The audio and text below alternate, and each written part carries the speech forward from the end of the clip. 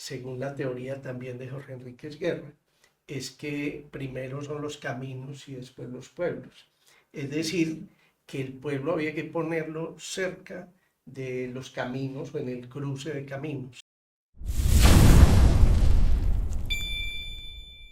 Hola, bienvenidos nuevamente a nuestro podcast que hemos iniciado en las semanas pasadas, donde pretendemos generar un conocimiento específicamente sobre Manizales, pero también el contexto histórico y regional en el cual Manizales se dio. Y recuerden que lo iniciamos pensando en la conmemoración de los 100 años del gran incendio de Manizales el 3 de julio de 1925.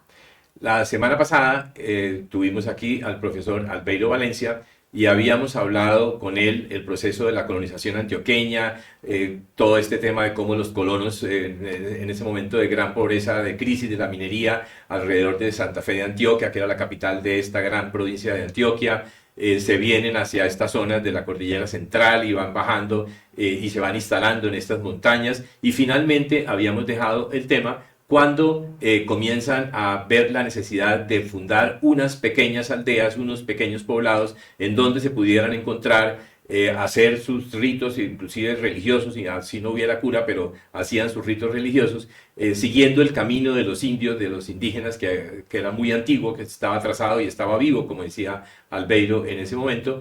Se hace eso y se funda esa pequeña aldea de Manizales en ese momento.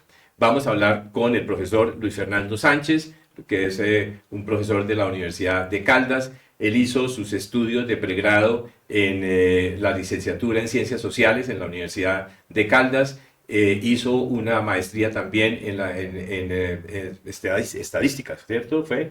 Archivista. En archivística, perdón, en la Universidad Internacional de Andalucía, y su doctorado en historia en la Universidad Nacional en la sede de Medellín. Para ello lo hemos invitado. Ha aceptado nuestra invitación para esto, que le agradecemos mucho, Luis Fernando, y vamos a comenzar a hablar entonces de la segunda mitad del siglo XIX y cómo fue esa pequeña aldea de Manizales.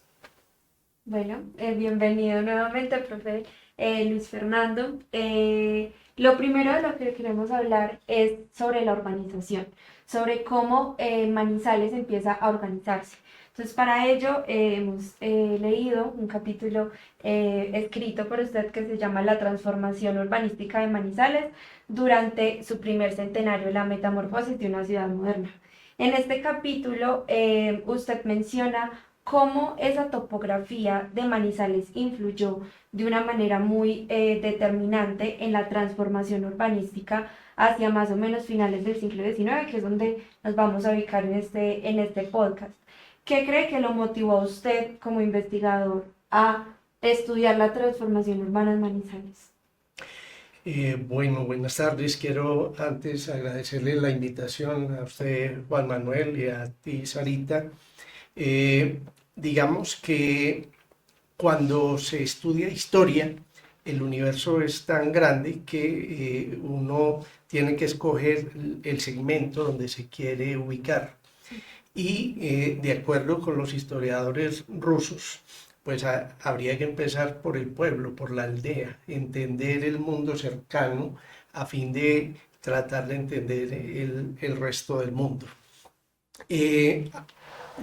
La construcción de la ciudad, tal como quedó aperturado con lo que mencionó Albeiro Valencia acá, obedece a un proceso de colonización de norte a sur, donde el espacio que se escogió para construir esa aldea primero era un espacio que quedaba en todo el borde de lo que era esa Antioquia, de lo que era la provincia de Antioquia, haciendo de entrada que Manizales fuera una ciudad, una población de frontera.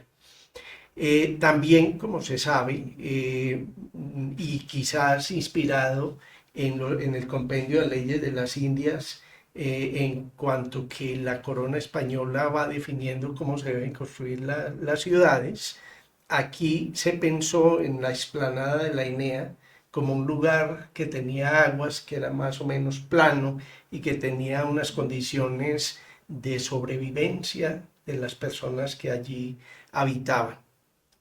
Sin embargo, todos los pueblos que hacen parte de la colonización antioqueña, según la teoría también de Jorge Enríquez Guerra, es que primero son los caminos y después los pueblos. Es decir, que el pueblo había que ponerlo cerca de los caminos o en el cruce de caminos. Por eso el primer ensayo se hace en la Enea, pero después hay otro segundo ensayo en las Minitas, que también lo menciona Albeiro. Y en las Minitas se alcanza a hacer un trazado de plaza, pero hay un acontecimiento, y es que Mariano Ospina Delgado, que es un profesor y secretario del Consejo de Salamina en esa época, estamos hablando pues de antes de 1846, se asoma por estas tierras y advierte que aún así Manizales quedaba al margen de los caminos, el camino que viniendo de Medellín conectaría con Cartago. Entonces, por esa razón, se sugiere correr aún más el proyecto de pueblo, de aldea, y se hace en un lugar imposible. Es decir, un lugar donde hay faldas, donde hay recepción de aguas, donde, como se sabe, también hay que construir ese suelo para poder plantearse ahí lo que es la ciudad definitiva. Y todo por estar en el camino, por buscar el camino. Claro, claro, el camino es fundamental, ¿cierto?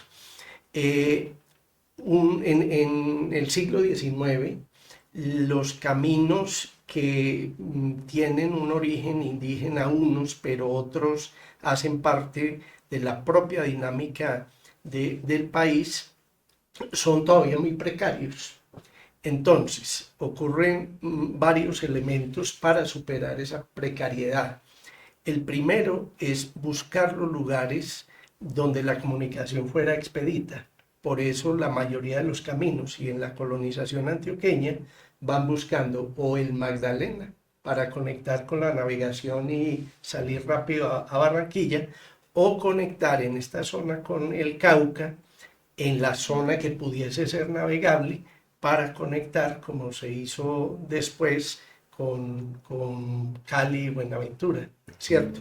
Entonces, esa lógica de los caminos tiene una concreción, digamos, con los caminos de la colonia española, que construye unos caminos importantes como el Camino Occidente, o se suma a caminos indígenas como el Camino del Quindío, pero la colonización antioqueña, a través de la herrería, empieza a construir otros caminos. Además, la legislación de esa época, que está consignada en la colonización antioqueña de Eduardo Santa, menciona todo el conjunto de leyes que promovieron no solo la ocupación del territorio, sino que esa ocupación fuera sobre el camino. Y me explico mejor.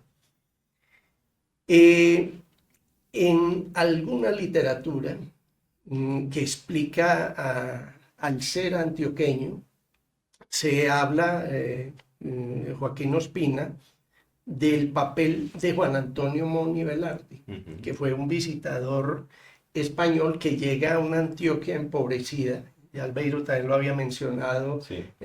Cómo se deprimieron las minas de oro y de plata, y entonces hace la visita a Antioquia para mirar qué era lo que estaba pasando allí. Él encuentra, por ejemplo, problemas con la corrupción no solo en la iglesia, sino en la administración civil. Encuentra una cantidad de personas, llamémoslo así, practicando la vagancia, es decir, que no aportaban al desarrollo. Entonces, varios de esos aspectos conducen a que Moni Velarde propusiera primero una diócesis, que andando el tiempo, la presencia de Juan Antonio Moni Velarde es a finales del siglo XVIII.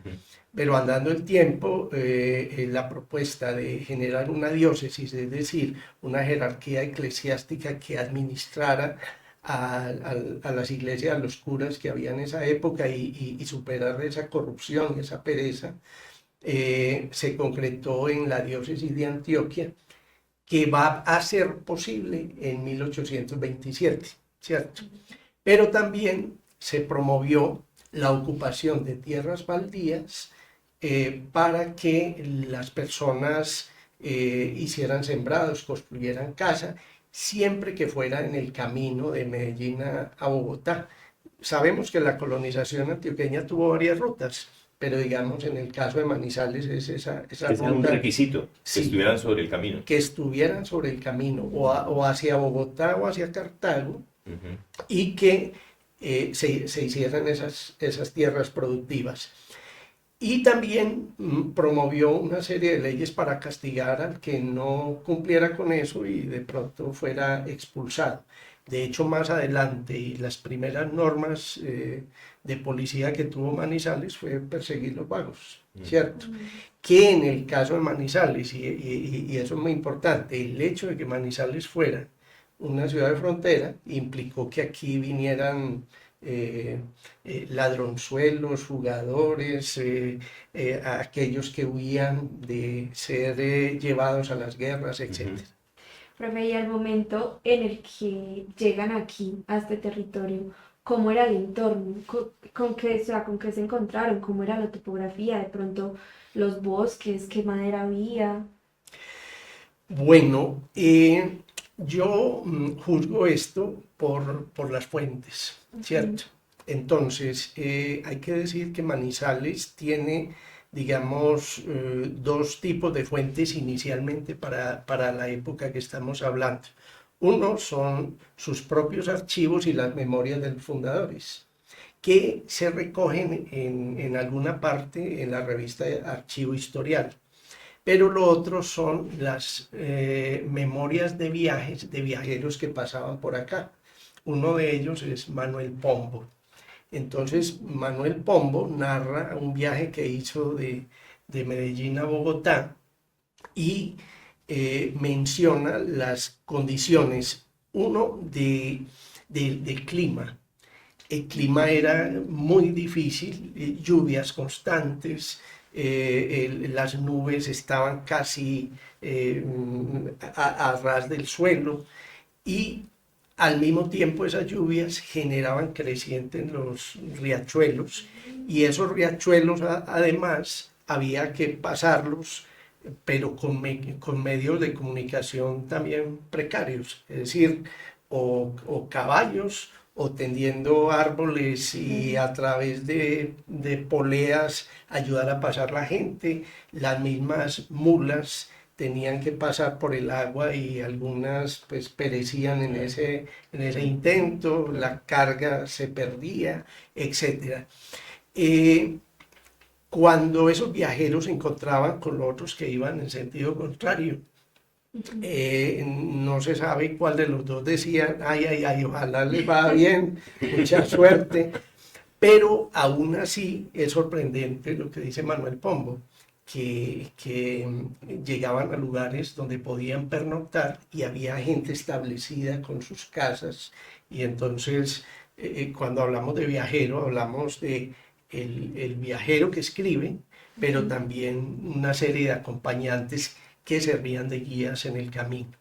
Entonces, si tomamos en consideración lo que dice Manuel Pombo, encontramos que Manizales era un lugar alto, ¿cierto? Una cuchilla, o era, no es, es. Además, hay una cosa muy, muy interesante y es que los grandes cerros servían para orientar ese caminar. Total que cuando uno sale de Neira y digamos se para en Pueblo Rico, que se dijo también que era un lugar de huacas y también un lugar que le sirvió de economía a los huaqueros de esa época, desde allí se observa Manizales. y lo primero que se observa es esa montaña agachada que el topónimo le viene muy bien, Morro Gacho. Claro. Morro Gacho. Y entonces es como una montaña que se corta, pero que sirve de elemento identitario para decir, ya llegamos, ¿sí? Sí, en ese momento, Luis Fernando, era selva, eso era selva originalmente, árboles inmensos, altísimos, yo me imagino que el cielo poco se vería, era una selva, ¿no? De árboles grandes, de troncos inmensos.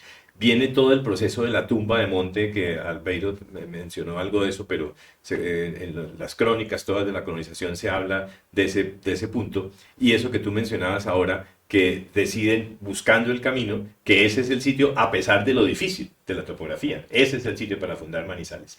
Viene todo un proceso de la tumba de monte, de organización de todo esto, y estos personajes que son los que deciden fundar esa aldea, vienen del norte de esa vieja Antioquia, de esos pueblos que habían sido de fundación española, donde se cumplieron las normas de las leyes de Indias que mencionabas antes también, donde se habla en algún momento determinado, las normas de las leyes de Indias dicen que los pueblos deben ser en la traza, en damero, en cuadrícula, que obviamente es una decisión que toma la corona desde España. Me imagino, yo siempre me he imaginado en una mesa plana, donde dibujan un plano en cuadritos, que era muy fácil, pero otra cosa es ponerlo en la topografía, ¿no? En nuestra topografía. Y aquí es distinto lo mismo si se traza un pueblo en la sabana de Bogotá, que es plana, por ejemplo, a que se ponga aquí en las ondulaciones de la cordillera central. Eso fue lo que pasó, ¿cierto? La forma como se traza eso. Sí, yo me lo he explicado del siguiente modo. Primero, existió una sociedad rural. Esa sociedad rural implica que las personas tuvieron una parcela en los sitios que a ellos les atraen. Y esas parcelas eran pequeñas porque pasando el río Chinchiná ya estamos en el estado del Cauca, en este periodo que hablamos. Y el estado del Cauca se caracteriza por tener haciendas, lo cual son unos territorios más amplios. Una hacienda tiene minería, ganadería, es un complejo económico. Pero pasando el río Cauca hacia Antioquia, son pequeñas parcelas donde las personas subsisten con eso y los excedentes de producción son muy pocos. Entonces la pregunta es, ¿en qué momento se decide que podemos hacer ayuntamiento, es decir, unirnos para fundar una población? Marcelino Palacio parece que tuvo mucho que ver con esa idea y lo promovió. Entonces, lo que se hace, según otras visiones, es decidir en la fundación de la ciudad por la necesidad de un mercado que permita o sea la base para continuar en el proceso de colonización. Un lugar donde la gente descanse, donde encuentre alimentos, donde encuentre las herramientas. No era lógico devolverse 1 o 2 días, posiblemente hasta Salamina, en el mejor de los casos a Neira, para encontrar allí lo que necesitaba.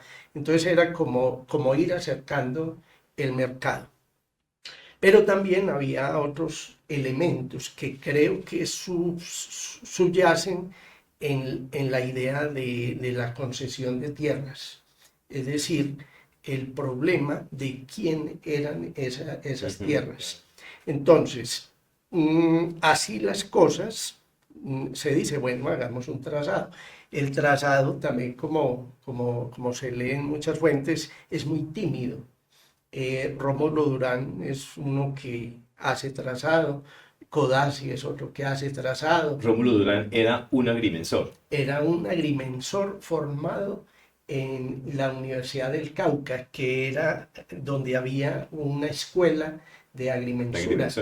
Y eso explica, la Universidad del Cauca es fundada en 1827, y eso explica también esa escuela, digamos, la necesidad que tenía el país de fundar pueblos y trazar caminos, y se necesitaban agrimensores para que eso funcionara. Perdóname, y ese oficio original del agrimensor es la medición de fincas, la medición de zonas rurales. claro, Ujú. claro. Y ahora, después se usan para trazar los pueblos. Sí, incluso se dice en algunos casos que carpinteros que manejaban el tema de de la aritmética y las Sí, dimensiones sirvieron también. para trazar alguna plaza. Pero cuando uno va a la Plaza de Bolívar y uno mira ahí lo del edificio de la Licorera hasta la catedral, como tratando de quitar las calles, uno encuentra que la plaza de Manizales es muy pequeña, lo cual implica que la concepción que se tenía para construir este pueblo era para hacer una cosa chiquita, Pequeña, sí. sin ninguna Pretensión de, ambición de sí. que fuera algo muy grande. Ahora, también hay una teoría desde la antropología de Strauss, que dice que es que las plazas son los lugares públicos por excelencia. Entonces, esa plaza no era plaza únicamente el cuadro para ubicarnos y para construir la ciudad, era al mismo tiempo el lugar donde se hacían las fiestas religiosas o se hacía misa, el lugar de la política, el lugar de las fiestas del pueblo. Hablo de la política no solo por las votaciones que se hacían ahí, era el lugar del mercado los domingos, que después la iglesia pidió que se pasaran al sábado. Y después el aumento de la población generó que el mercado se hiciera más días en la semana hasta que fue diario. Y a su vez, esa plaza traza, siguiendo a Strauss, traza las calles y esas calles siguen siendo públicas, pero forman un límite con la parte privada que es el interior de las casas, ¿cierto? Pero eso requiere también unas normas y una organización, ¿cierto? Entonces, las calles eran empedradas, no había estructura para servicios públicos, eh, la aldea era muy rica en aguas porque las aguas bajaban desde Morrogacho. Y cuando llegaban los arrieros con la carga, era tal la estrechez, y esto lo cuentan los decretos y acuerdos municipales de la época, que se tuvo que recomendar que no se entrara hasta la plaza a grupos de animales de más de 6, porque estaban tumbando los cercos y ensuciando las Las casas. casas. Y entonces los dejaban en donde, en las afueras. Bueno, entonces, la plaza, que como ya dijimos es muy estrecha, se orienta según la Rosa de los Vientos, ¿no? Ujú. Entonces, el atrio de la iglesia mira hacia el centro del estado, es decir, hacia Medellín. Hacia oriente va a conectar el camino que va a ir a Mariquita después. Esa historia es otro capítulo. Ujú. Perdóname, que esa sería hacia la Avenida Santander hoy en día, para que se ubique. Claro, claro. El camino al Magdalena. Y cuyo primer nombre fue el Carretero. El carretero, Y sí. era carretero porque eran mulas y bueyes que alaban carros con carga, Ujú. ¿cierto? Bueno, y el camino de Occidente, que es el que va al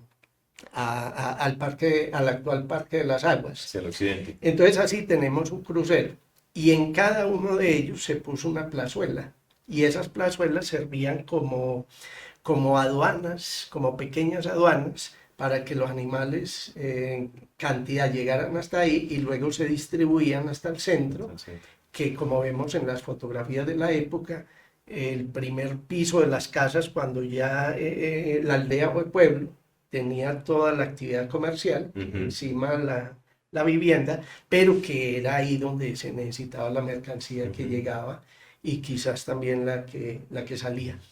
Hay un detalle también que lo narra José María Restrepo Maya y es sobre la primera plaza de mercado que hubo. Y según esa versión, Marcelino Palacio a la salida de una misa un domingo, invita a los pobladores a que lleven sus excedentes el próximo domingo para hacer las ventas. Pero lo que viene a este caso es que dice que las bases de los árboles que fueron derribados en la Plaza de Bolívar sirvieron de mesa para ubicar los productos del mercado. Estaban los troncos ahí, Sí. pues. Y otro viajero decía que cuando caminaba por las calles todavía se enredaba los pies con las ramas de los árboles que habían sido derribados, pero que sus Permanecían raíces ahí. permanecían. Un hecho muy importante es la construcción de una iglesia, de una capilla, originalmente, en ese momento. ¿Cómo fue y en dónde fue esa primera capilla de Manizales?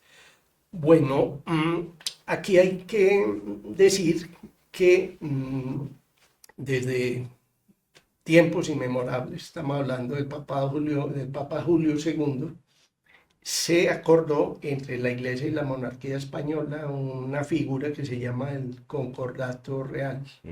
Ese Concordato Real de algún modo implicaba que ambas potestades hicieran acuerdos para ver cómo manejaban, digamos, el mundo y sus habitantes, ¿cierto?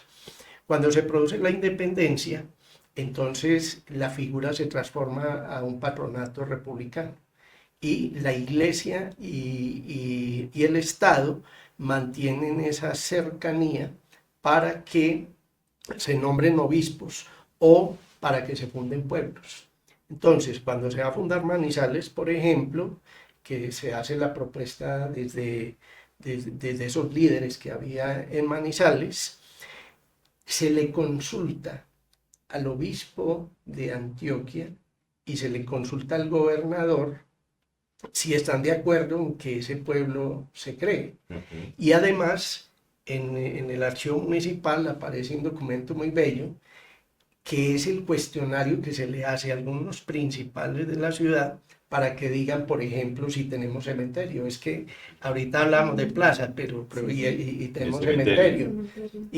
Pero el cementerio también es la iglesia, pero la iglesia también son los adornos de la iglesia. Sí. Pero además, si se tienen las almas suficientes para sostener el privilegio, así se llama. Entonces, Manizales, uno podría decir que se funda oficialmente el 12 de octubre de 1849, pero existía de hecho antes, existía como aldea no formal, construida y trazada, con una iglesita, porque cuando mandan el cuestionario, lo que hay es que constatar que eso ya esté, ¿cierto? Y esa gente ya estaba ahí. Esa gente ya estaba ahí, claro. Y hasta negocios tendrían Claro, también. ¿Sí? claro. Entonces, para la época en que no se había formalizado la fundación de la ciudad y la iglesia, hablo de la iglesia como una parroquia, en lo eclesiástico dependíamos de Neira. El cura de Neira venía a Manizales a celebrar las misas. Pero después se hizo un concurso para nombrar el primer cura de la ciudad. ¿Concurso? Se hizo un concurso, Sí. sí. ¿Y quién para nombrar un cura? Sí, porque la misma población podía sugerirlo, pero no es que fuera, vean, nómbrenos Fulano de tal, sí. fulano de tal, no. Entonces vino el padre Hoyos, por ejemplo, que a mí me llama la atención cuando miro la vida del padre Hoyos, que era de Sonsón, pero resulta que él tenía unas condiciones políticas que hicieron que en la guerra de 1851 lo persiguieran. Y vino el padre Bernardo José Ocampo, que fue el primer cura de la ciudad, y él se estableció con un derecho hasta su muerte. Él muere en el 78. Solo que en ese ámbito también hay unas historias muy particulares, pero centrado en la pregunta, la capilla se hace para Jorge Hernán Giraldo, por ejemplo, dentro del marco de la plaza. Dentro del marco de la plaza. Para otros está en el mismo sitio que ocupa la catedral actual, pero si nos devolvemos en una línea del tiempo, en las construcciones que hubo antes, las primeras iglesias no ocupaban toda la manzana, pero sí se recostaba sobre el costado oriental de esa manzana. En la esquina. Sí, el hecho es que teníamos algo muy simple que se reprodujo en las puertas de la catedral, que eran Sí, unas puertas de bronce que se sí. perdieron, y que prácticamente estaba cubierto el altar y todos los devotos estaban afuera escuchando lo que pudiera pasar.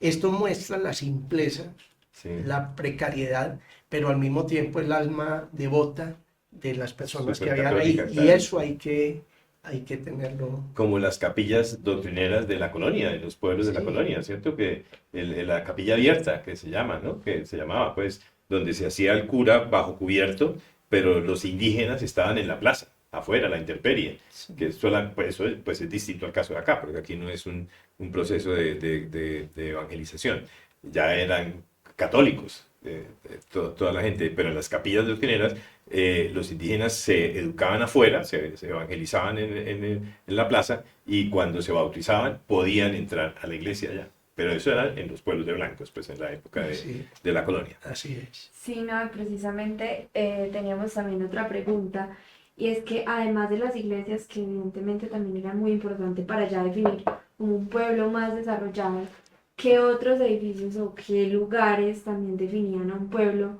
como algo más desarrollado? A Manizales, Sí, sí, sí. a Manizales. Es que Manizales está naciendo en un momento muy álgido para el mundo moderno y para el país. Estamos en pleno siglo XIX. Entonces, Manizales todavía no ha recibido, digamos, los efectos de la Revolución Francesa, que le da un nuevo pensamiento, que plantea la separación de la Iglesia del Estado, que plantea una educación laica, ¿cierto? Estamos en eso. Estamos también en los efectos de la Revolución Industrial.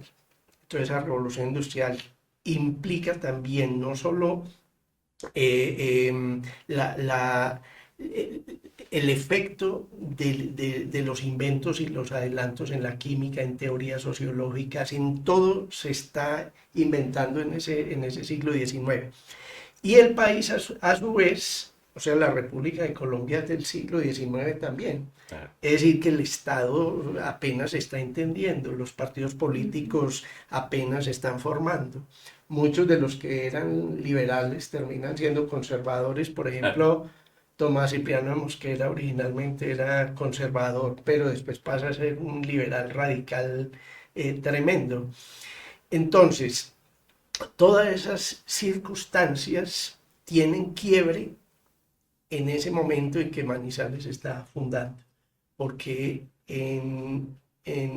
a partir de la Constitución de 1851 se está insertando el país o intentando insertar el país a esa dinámica europea. Y al mismo tiempo se está dejando atrás lo que es la economía colonial y también, justamente con esa constitución de José Hilario López, la práctica del esclavismo, ¿cierto?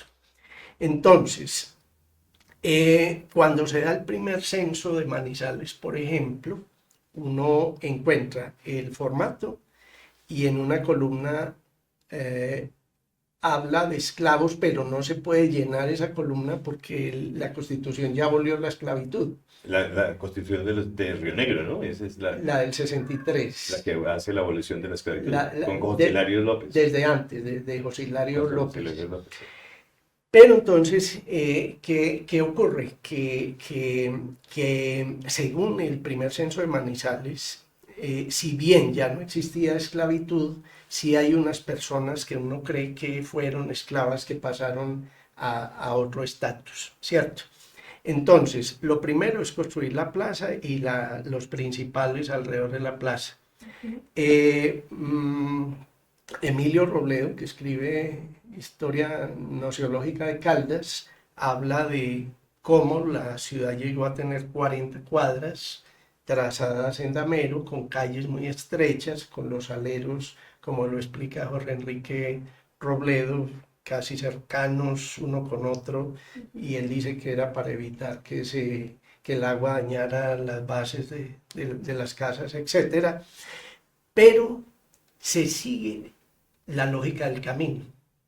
Es decir, hacia donde saliera la ciudad, hacia donde saliera el camino, Tensiona la sí. construcción. Entonces ya uno explica por qué la salida hacia San José, por ejemplo, la Plaza Colón. Donde hay una plaza, hay una lógica de camino. Luego, la de Occidente, que fue la última que se demoró en construirse. Luego, la que va hacia Liborio Gutiérrez. Primero fue la Plaza de los Agustinos, que ocupaba y ocupa 2 manzanas, hoy es Plaza Alfonso López, pero que se hizo así como para superar las limitaciones de una ciudad que no aspiraba a crecer cuando se fundó, que se encerró o que se ahogó, digamos, en sí misma, y que los viajeros de los que hablo, que son viajeros franceses, alemanes, ingleses, y Manuel Uribe Ángel, un médico también que escribió la geografía de Antioquia, decía, esta ciudad va a ser muy importante por el comercio, está en el cruce de caminos, para ir a cualquier lado hay que ir a Manizales, pero al mismo tiempo va a tener una dificultad, y es que desde el punto de vista de la estrategia militar va a tener problemas. Entonces eso fue otro elemento también para la plaza, que las guerras implicaron que Manizales se viera comprometida. Recuerden que dijimos que Manizales era ciudad de frontera. Entonces, claro, los ejércitos de Antioquia llegaban hasta aquí. Y eso ayudaba a la economía también. Claro, Sí. claro. Y la ayudaba y la desfavorecía. La ayudaba en cuanto a que los soldados que venían necesitaban atención, pero si era el ejército liberal, entonces ellos le cobraban el impuesto a los conservadores y viceversa, ¿cierto?